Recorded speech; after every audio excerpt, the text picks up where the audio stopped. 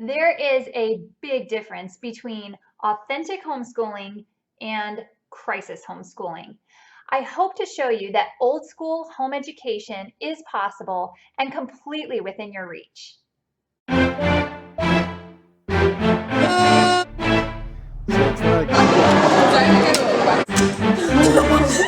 Maybe you can get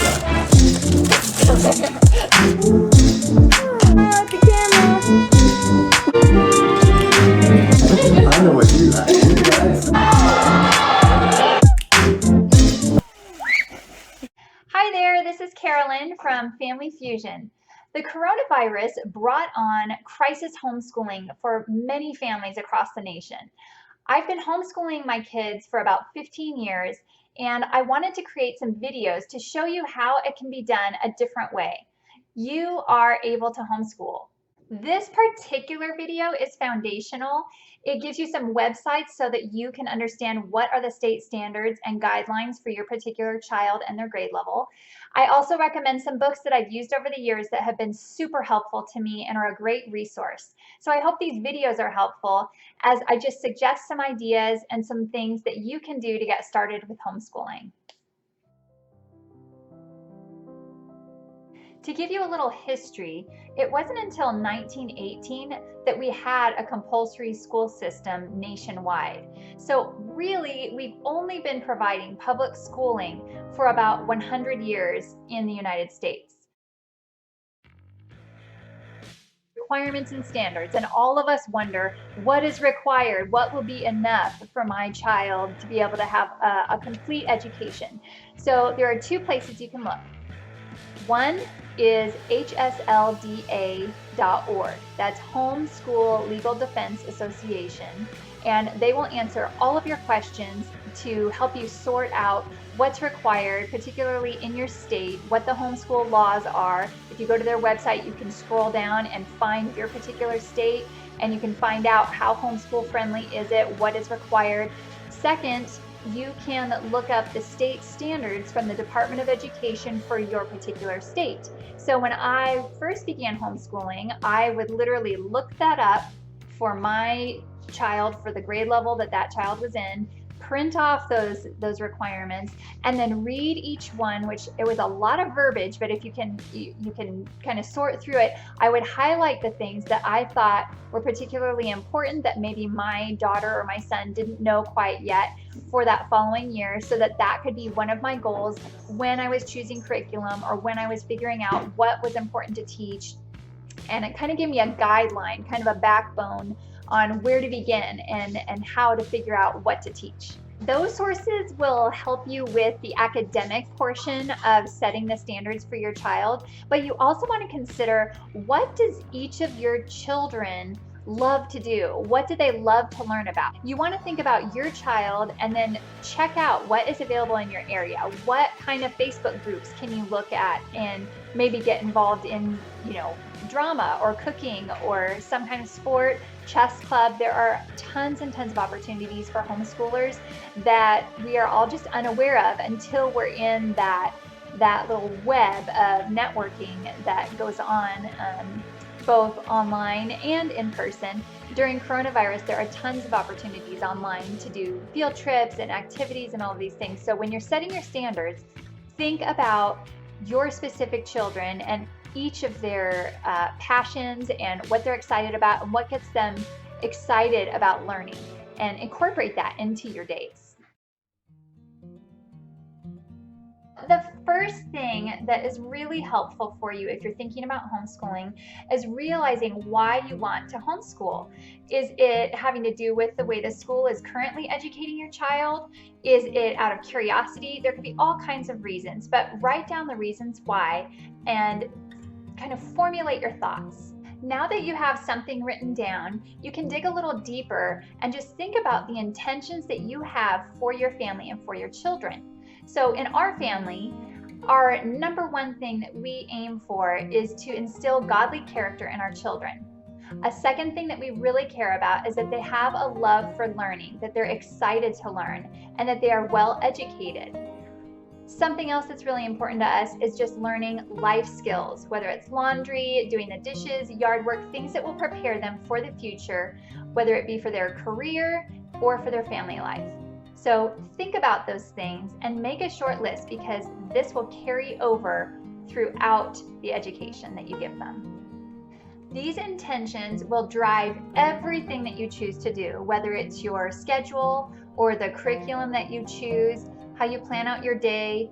It will influence everything that you choose to do. So it's really important that you think through these things and revisit them when you're starting to feel lost or overwhelmed, to just come back to the reason that you started doing this in the first place.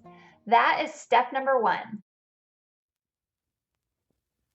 A book that I always recommend to anybody that asks me about homeschooling and someone who's kind of wondering whether it would work for them or kind of just curious about it is this book, Educating the Wholehearted Child by Clay Clarkson and Sally Clarkson. This is basically like a huge fat manual about all kinds of things that have to do with homeschooling, whether it's methodology or your teaching methods, your child's learning style, how you set up your home. It's specific in that way, like maybe even moving the furniture to make it more cohesive and more ready for learning.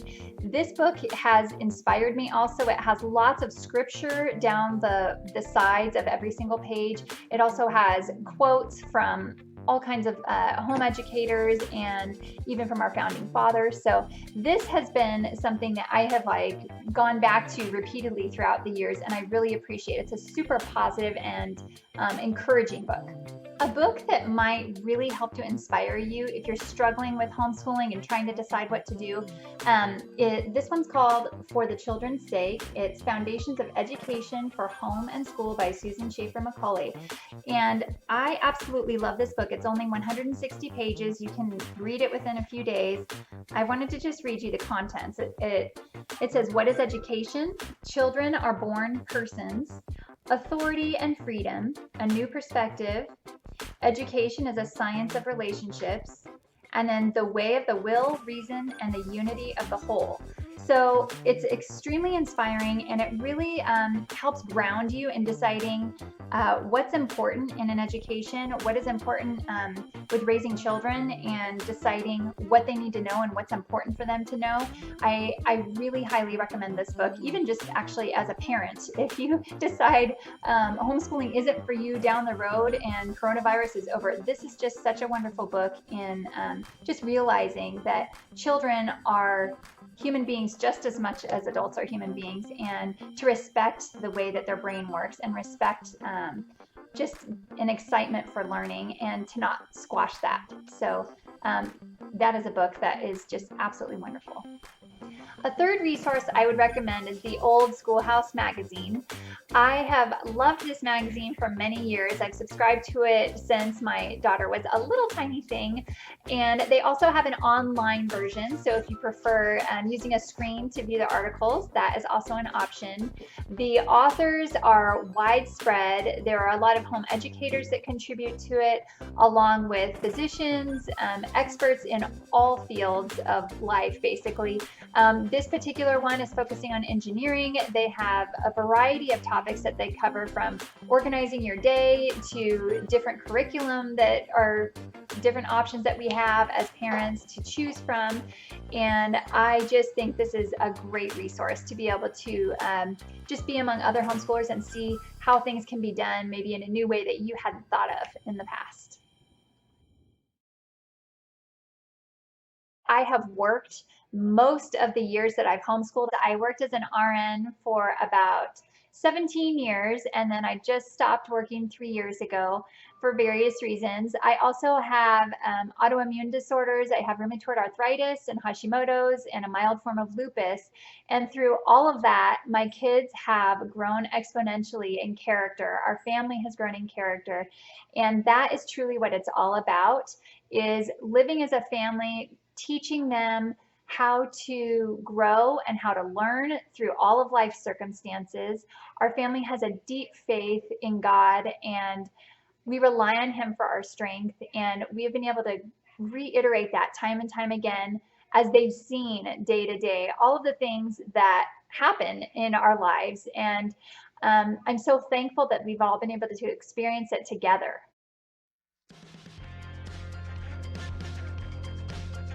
To those of you concerned about the academic performance of homeschooled students, be assured that many, many studies have been done to demonstrate how well they do on standardized tests. In 2015, public school students were compared to homeschool students, and they were outranked by homeschool students by 15 to 30 percentile points on the standard achievement tests. I can tell you that as a homeschool parent, my children have also been some of those homeschool students that have gone above and beyond the average score and done exceedingly well with their scores. Really, we don't want to teach just to pass a test. We want to teach so that they have a love for learning, so that they can go on and have full lives as an adult and as later being parents themselves. We want them to be prepared and ready. A major reason that home-educated students perform so well is that they are given one-on-one instruction. One last piece of advice I have is to not worry about what others have to say. Those that are the naysayers or discouraging you or just really are unaware of how rich homeschooling can be. I hope to just encourage you that you can do it. You love your child more than any educator could ever love your child.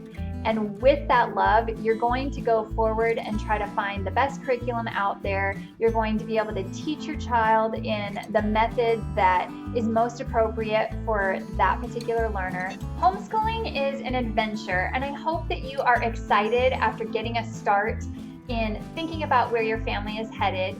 I hope that you are not afraid of it anymore and that you feel like you have some kind of community or network. In future videos, I'd love to answer questions for you. If you need help with figuring out a certain subject or how to schedule your day, just put it in the comments below and I will try to answer your questions in a future video. If you could like and subscribe, that would mean the world to our family, and we so appreciate you watching. Have a great day and happy homeschooling.